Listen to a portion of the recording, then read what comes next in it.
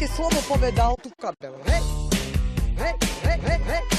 tu kabel. Toto je Helena Červeňáková. Dnes už jej nik nepovie inak ako tukábel. Vďaka jednej reportáži ju pozná celé Slovensko. Tak ďakujem za to celému svetému, že to je dobré. To, že Helenu pozná celé Slovensko, zistila až včera. V televízore, hej. Na televíznych novinách. Na Rojku. Čítam a tu kabel.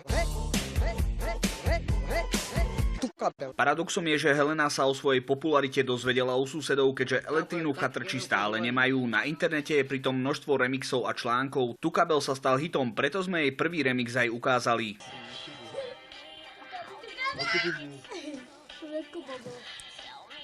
A to je hamba? Na automate. Že ide na automat.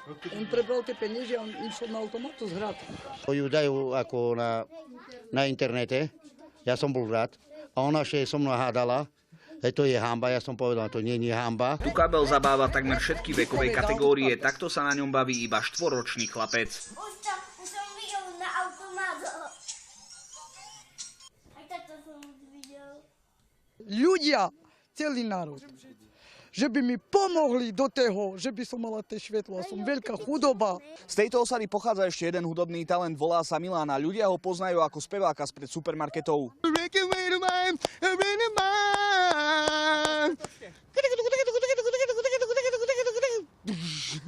Z Rudňan Matúš Gavlák, televízia Joj.